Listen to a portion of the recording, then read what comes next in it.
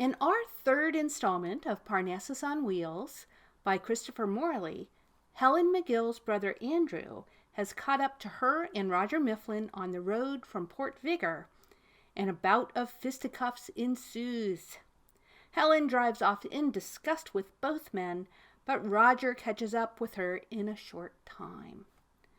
I'm Pat Tully of the Ketchikan Public Library, and this is Reading Aloud. So let's get started with Chapter 8. Port Vigor is a fascinating old town. It is built on a point jutting out into the Sound. Dimly in the distance one can see the end of Long Island, which Mifflin viewed with sparkling eyes. It seemed to bring him closer to Brooklyn.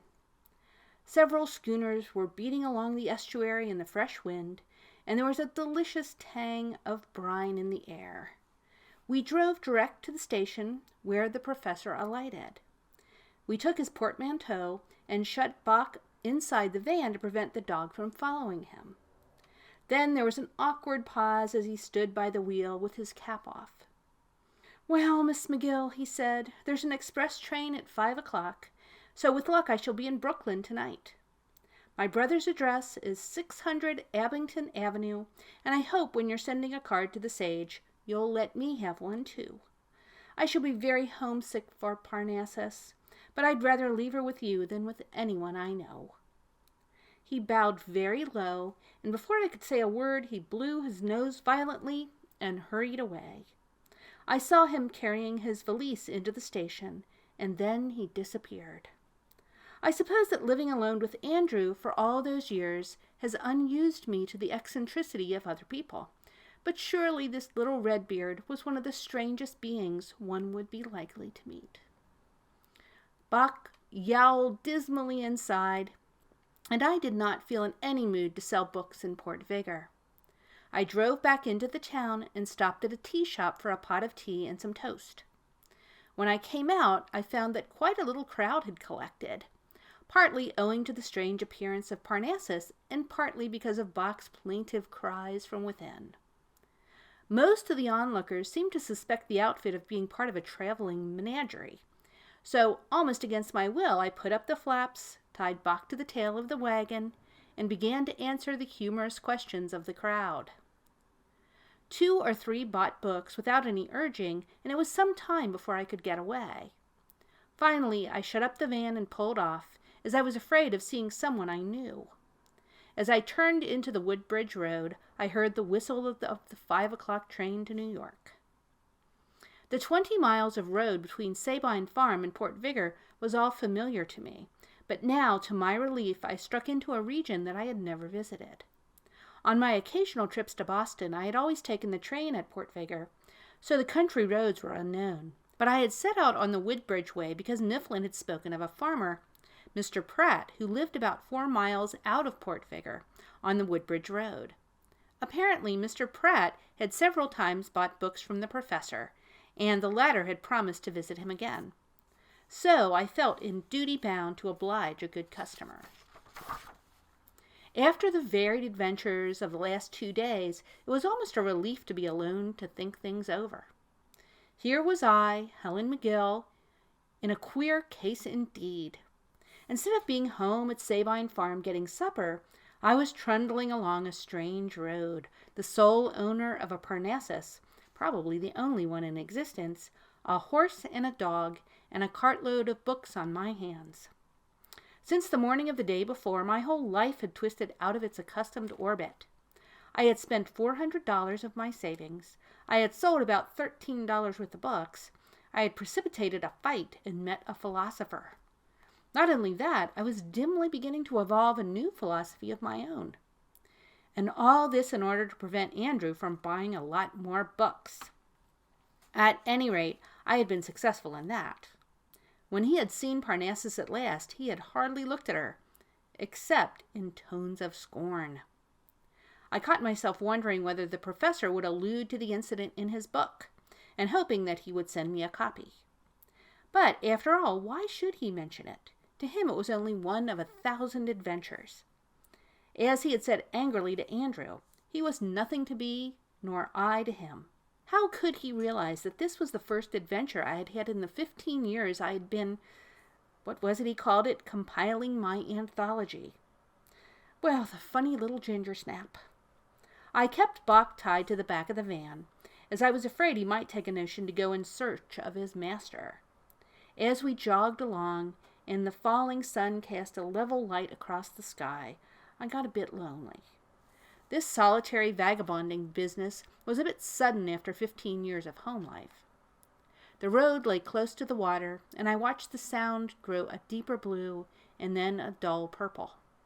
I could hear the surf pounding, and on the end of Long Island a faraway lighthouse showed a ruby spark. I thought of the little gingersnap roaring toward New York on the express, and wondered whether he was traveling in a Pullman or a day coach. A Pullman chair would feel easy after that hard Parnassus seat. By and by we neared a farmhouse which I took to be Mr. Pratt's. It stood close to the road, with a big red barn behind and a gilt weather vane representing a galloping horse. Curiously enough, Peg seemed to recognize the place, for she turned in at the gate and neighed vigorously. It must have been a favorite stopping place for the professor. Through a lighted window I could see people sitting around a table. Evidently the Pratts were at supper. I drew up in the yard. Someone looked out a window, and I heard a girl's voice. "Why, Pa, here's Parnassus." Gingersnap must have been a welcome visitor at that farm, for in an instant the whole family turned out with a great scraping of chairs and clatter of dishes. A tall, sunburnt man, in a clean shirt with no collar, led the group, and then came a stout woman about my own build, and a hired man and 3 children. "Good evening," I said. "Is this Mr. Pratt?" "Sure thing," he said. "Where's the professor?" "On his way to Brooklyn," said I, "and I've got Parnassus. He told me to be sure to call on you. So here we are." "Well, I want to know," ejaculated Mrs. Pratt. "Think of Parnassus turned suffrage. Ben, you put up the critters, and I'll take Mrs. Mifflin in to supper." "Hold on there," I said. "My name's McGill, Miss McGill. See, it's painted on the wagon. I bought the outfit from Mr. Mifflin. A business proposition entirely." "Well, well," said Mr. Pratt. "We're glad to see any friend of the professor. Sorry he's not here, too. Come right in and have a bite with us." They were certainly good-hearted folk, Mr. and Mrs. Ben Pratt. He put Peg and Bach away in the barn and gave them their supper, while Mrs. Pratt took me up to her spare bedroom and brought me a jug of hot water. Then they all trooped back into the dining room, and the meal began again. I am a connoisseur of farm cooking, I guess, and I've got to hand it to Beulah Pratt that she was an A1 housewife. Her hot biscuit was perfect. The coffee was real mocha, simmered, not boiled. The cold sausage and potato salad was as good as any Andrew ever got. And she had a smoking hot omelet sent in for me, and opened a pot of her own strawberry preserve. The children, 2 boys and a girl, sat open-mouthed, nudging one another, and Mr. Pratt got out his pipe while I finished up on stewed pears and cream and chocolate cake. It was a regular meal. I wondered what Andrew was eating and whether he had found the nest behind the woodpile where the red hen always drops her eggs. "Well, well," said Mr. Pratt, "tell us about the professor. We was expecting here sometime this fall. He generally gets here about cider time." "I guess there isn't so much to tell," I said. "He stopped up at our place the other day and said he wanted to sell his outfit. So I bought him out. He was pining to get back to Brooklyn and write a book." "That book of his," said Mrs. Pratt. "He was always talking on it, but I don't believe he ever started it yet." "Whereabout do you come from, Miss McGill?" said Pratt. I could see he was mighty puzzled at a woman driving a van load of books around the country, alone. "Over toward Redfield," I said. "You any kin to that writer that lives up that way?" "You mean Andrew McGill?" I said. "He's my brother." "Do tell!" exclaimed Mrs. Pratt. "Why, the professor thought a terrible lot of him. He read us all to sleep with one of his books one night. Said he was the best literature in this state, I do believe." I smiled to myself as I thought of the set to on the road from Shelby. "Well," said Pratt, "if the professor's got any better friends than us in these parts, I'm glad to meet 'em." He come here first time about 4 years ago. I was up working in the hayfield that afternoon, and I heard a shout down by the mill pond. I looked over that way and saw a couple of kids waving their arms and screaming. I ran down the hill, and there was the professor just a-pulling my boy Dick out of the water. Dick's this one over here." Dick, a small boy of 13 or so, grew red under his freckles. The kids had been fooling around on a raft there, and first thing you know, Dick fell in, right into the deep water, over by the dam. Couldn't swim a stroke, neither. And the professor, who just happened to be coming along in that bus of his, heard the boys yell. Didn't he hop out of the wagon as spry as a chimpanzee, skin over the fence, and jump into the pond, swim out there and tow that boy in? Yes, ma'am, he saved that boy's life, and no mistake. That man can read me to sleep with poetry any night he's a mind to. He's a plumb fine little firecracker, that professor. Farmer Pratt pulled hard on his pipe. Evidently his friendship for the wandering bookseller was one of the realities of his life. "Yes, ma'am," he went on. "That professor has been a good friend to me, sure enough. We brought him and the boy back to the house. The boy had gone down 3 times and the professor had to dive to find him. They were both pretty well in. I can tell you I was scared. But we got Dick round somehow, rolled him on a sugar barrel, and poured whiskey in him, and worked his arms, and put him in hot blankets. By and by he come to. And then I found that the professor, getting over the barbed wire fence so quick, when he lit for the pond, had torn a hole in his leg you could put 4 fingers in. There was his trouser all stiff with blood, and he not saying a thing. Pluckiest little runt in 3 states, by Judas. Well, we put him to bed, too, and then the missus keeled over, and we put her to bed. 3 of 'em by the time Doc got here. Great old summer afternoon that was. But bless your heart, we couldn't keep the professor abed long. Next day he was out looking for his poetry books, and the first thing you know, he had us all rounded up and was preaching good literature at us like any evangelist. I guess we all fell asleep over his poetry, so then he started on reading that Treasure Island story to us, wasn't it, Mother?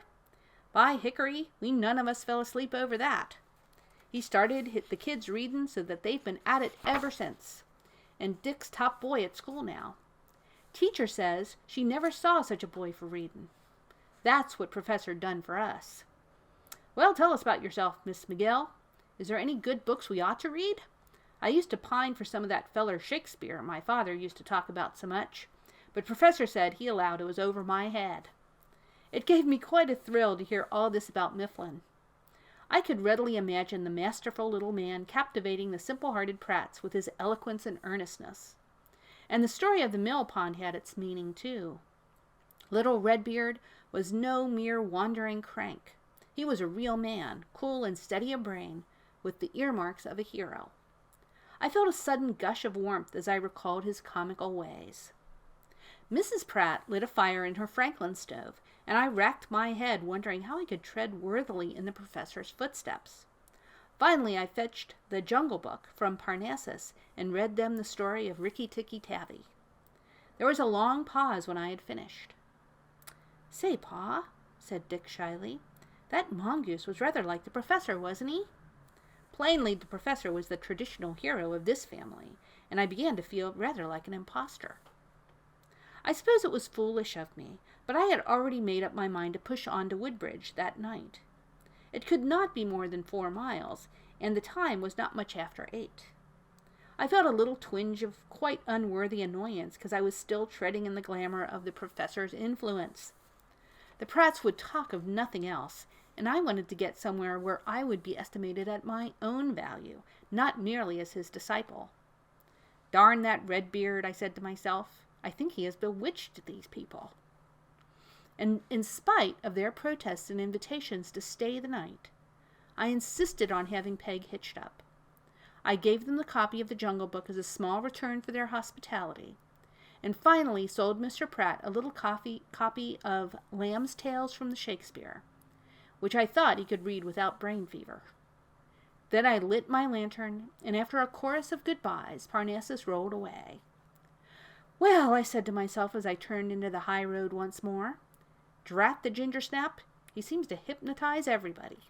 He must be nearly in Brooklyn by this time. It was very quiet along the road, and also very dark, for the sky had clouded over, and I could see neither moon nor stars. As it was a direct road, I should have had no difficulty, and I suppose I must have fallen into a doze during which Peg took a wrong turning. At any rate, I realized at about 9:30 that Parnassus was on a much rougher road than the highway had any right to be, and there was no telephone poles to be seen. I knew that they stretched all along the main road, so plainly I had made a mistake. I was reluctant for a moment to admit I could be wrong, and just then Peg stumbled heavily and stood still. She paid no heed to my exhortations, and when I got out and carried my lantern to see whether anything was in the way, I found that she had cast a shoe and her foot was bleeding. The shoe must have dropped off some way back, and she had picked up a nail or something in the quick. I saw no alternative but to stay where I was for the night. This was not very pleasant, but the adventures of the day had put me in a stoical frame of mind, and I saw no good in repining. I unhitched Peg, sponged her foot, and tied her to a tree. I would have made more careful explorations to determine just where I was, but a sharp patter of rain began to fall. So I climbed into my Parnassus, took Buck in with me, and lit the swinging lamp. By this time it was nearly 10 o'clock. There was nothing to do but turn in, so I took off my boots and lay down in the bunk. Buck lay quite comfortably on the floor of the van. I meant to read for a while, and so did not turn out the light, but I fell asleep almost immediately. I woke up at 11:30 and turned out the lamp, which had made the van very warm. I opened the little windows, front and back, and would have opened the door, but I feared Buck might slip away. It was still raining a little. To my annoyance, I felt very wakeful. I lay for some time listening to the patter of raindrops on the roof and the skylight, a very snug sound when one is warm and safe. Every now and then I could hear Peg stamping in the underbrush. I was almost dozing off again when Bark gave a low growl. No woman of my bulk has a right to be nervous, I guess, but instantly my security vanished. The patter of the rain seemed menacing, and I imagined 100 horrors. I was totally alone and unarmed, and Bach was not a large dog. He growled again, and I felt worse than before. I imagined that I heard stealthy sounds in the bushes, and once Peg snorted as though frightened. I put my hand down to pat Bach, and found that his neck was all bristly, like a fighting cock. He uttered a queer half-growl, half-whine, which gave me a chill. Someone must be prowling around the van, but in the falling rain I could hear nothing. I felt I must do something. I was afraid to call out, lest I betray the fact there was only a woman in the van. My expedient was absurd enough, but at any rate it satisfied my desire to act. I seized one of my boots and banged vigorously on the floor, at the same time growling in as deep and masculine a voice as I could muster. "What in hell's the matter? What in hell's the matter?" This sounds silly enough, I dare say, but it afforded me some relief. And as Bach shortly ceased growling, it apparently served some purpose. I lay awake for a long time, tingling all over with nervousness. Then I began to grow calmer, and was getting drowsy almost in spite of myself, when I was aroused by the unmistakable sound of Bach's tail thumping on the floor, a sure sign of pleasure. This puzzled me quite as much as his growls. I did not dare strike a light, but could hear him sniffing at the door of the van and whining with eagerness. This seemed very uncanny, and again I crept stealthily out of the bunk and pounded on the floor lustily, this time with the frying pan, which made an unearthly din. Peg neighed and snorted, and Bach began to bark. Even in my anxiety, I almost laughed.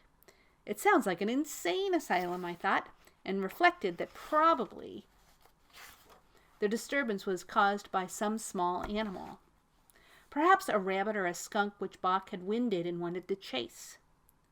I patted him and crawled into my bunk once more. But my real excitement was still to come. About half an hour later, I heard unmistakable footsteps alongside the van. Bach growled furiously, and I lay in a panic. Something jarred one of the wheels. Then broke out a most extraordinary racket. I heard quick steps, Peg whinnied, and something fell heavily against the back of the wagon. There was a violent scuffle on the ground, the sound of blows, and rapid breathing. With my heart thumping, I peered out of one of the back windows. There was barely any light, but dimly I could see a tumbling mass which squirmed and writhed on the ground. Something struck one of the rear wheels so that Parnassus trembled. I heard hoarse swearing, and then the whole body, whatever it was, rolled off into the underbrush. There was a terrific crashing and snapping of twigs. Bach whined, growled, and pawed madly at the door. And then complete silence. My nerves were quite shattered by this time. I don't think I have ever been so frightened since childhood days when I awakened from a nightmare. Little trickles of fear crept up and down my spine, and my scalp prickled. I pulled Bach on the bunk and lay with one hand on his collar. He, too, seemed agitated and sniffed gingerly now and then. Finally, however, he gave a sigh and fell asleep. I judged it might have been 2 o'clock, but I did not like to strike a light, and at last I fell into a doze. When I woke, the sun was shining brilliantly, and the air was full of chirping of birds. I felt stiff and uneasy from sleeping in my clothes, and my foot was numb from Bach's weight. I got up and looked out of the window. Parnassus was standing in a narrow lane by a grove of birch trees. The ground was muddy and smeared with footprints behind the van. I opened the door and looked around. The first thing I saw on the ground by one of the wheels was a battered tweed cap. Chapter 9. My feelings were as mixed as a crushed nut sundae. So the professor hadn't gone to Brooklyn after all. What did he mean by prowling after me like a sleuth? Was it just homesickness for Parnassus? Not likely. And then the horrible noises I had heard in the night. Had some tramp been hanging about the van in hopes of robbing me? Had the tramp attacked Mifflin, or had Mifflin attacked the tramp? Who had got the better of it? I picked up the muddy cap and threw it into the van. Anyway, I had problems of my own to tackle, and those of the professor could wait. Peg whinnied when she saw me. I examined her foot. Seeing it by daylight, the trouble was not hard to diagnose. A long, ragged piece of slate was wedged in the frog of the foot. I easily wrenched it out, heated some water, and gave the hoof another sponging. It would be all right when shod once more. But where was the shoe? I gave the horse some oats, cooked an egg and a cup of coffee for myself at the little kerosene stove, and broke up a dog biscuit for Bach. I marveled once more at the completeness of Parnassus's furnishings. Bach helped me to scour the pan. He sniffed eagerly at the cap when I showed it to him and wagged his tail. It seemed to me that the only thing I could do was to leave the Parnassus and the animals where they were and retrace my steps as far as the Pratt farm. Undoubtedly, Mr. Pratt would be glad to sell me a horseshoe and send his hired man to do the job for me. I could not drive Peg as she was, with a sore foot and without a shoe. I judged Parnassus would be quite safe. The lane seemed to be a lonely one leading to a deserted quarry. I tied Bach to the steps to act as a guard, took my purse and the professor's cap with me, locked the door of the van, and set off along the back track. Bach whined and tugged violently when he saw me disappearing, but I could see no other course. The lane rejoined the main road about half a mile back. I must have been asleep, or I could never have made the mistake of turning off.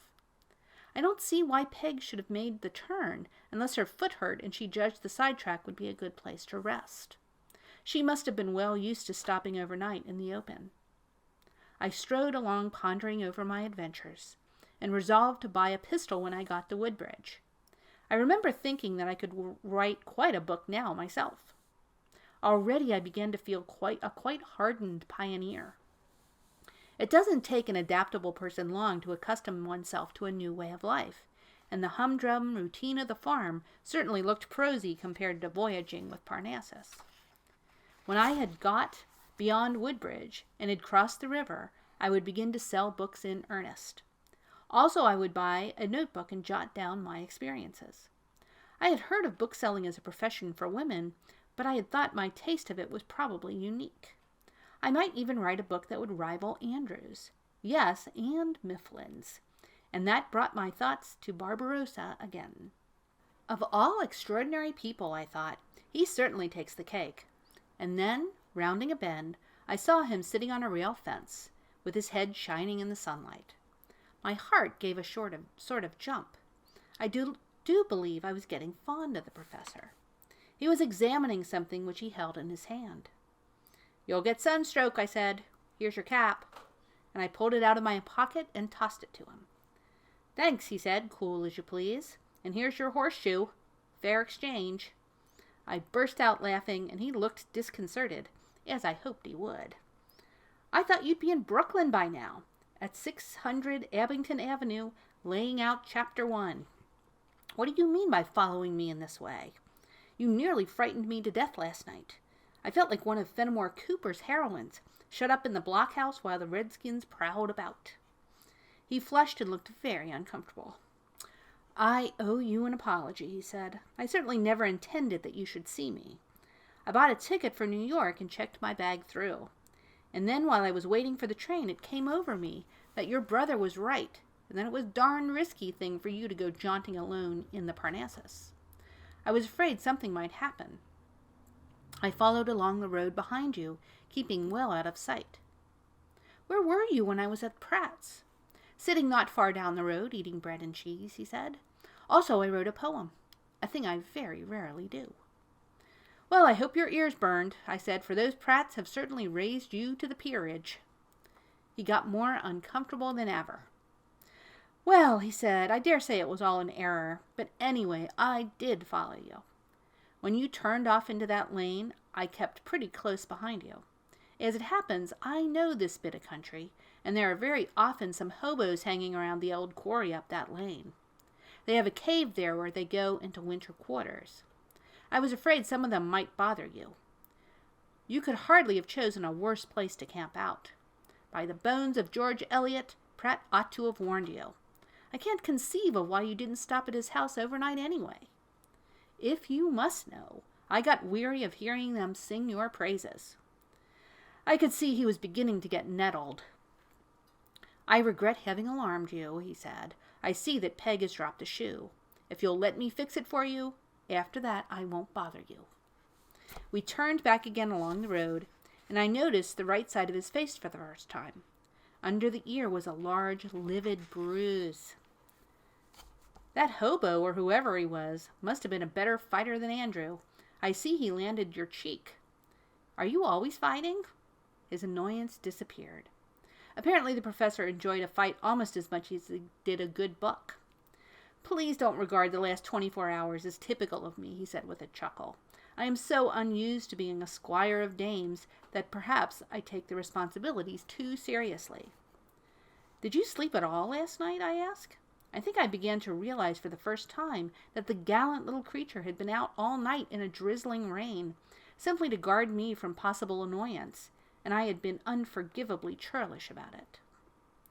"I found a very fine haystack in a field overlooking the quarry. I crawled into the middle of it. A haystack is sometimes more comfortable than a boarding house." "Well," I said penitently, "I can never forgive myself for the trouble I've caused you. It was awfully good of you to do what you did. Please put your cap on and don't catch cold." We walked for several minutes in silence. I watched him out of the corner of my eye. I was afraid he might have caught his death of cold from being out all night in the wet, to say nothing of the scuffle he had had with the tramp, but really he looked as chipper as ever. "How do you like the wild life of a bookseller?" he said. "You must read George Borrow. He would have enjoyed Parnassus." "I was just thinking when I met you that I could write a book about my adventures." "Good," he said. "We might collaborate." "There's another thing we might collaborate on," I said, "and that's breakfast. I'm sure you haven't had any." "No," he said, "I don't think I have. I never lie when I know I shan't be believed." "I haven't had any either," I said. I thought that to tell an untruth would be the least thing I could do to reward the little man for his unselfishness. "Well," he said, "I really thought that by this time—" He broke off. "Wasn't that Bach barking?" he asked sharply.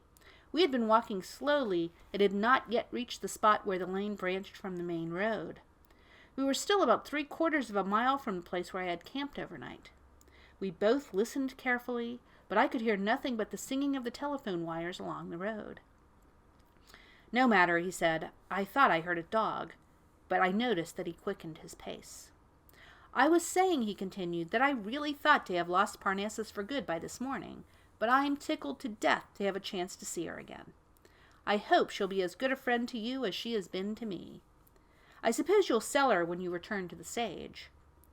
"I don't know, I'm sure," I said. "I must confess I'm still a little at sea. My desire for an adventure seems to have let me in deeper than I expected. I begin to see that there's more in this book-selling game than I thought. Honestly, it's getting into my blood." "Well, that's fine," he said heartily. "I couldn't have left Parnassus in better hands. You must let me know what you do with her, and then perhaps when I've finished my book I can buy her back." We struck off into the lane. The ground was slippery under the leaves, and we went single file, Mifflin in front.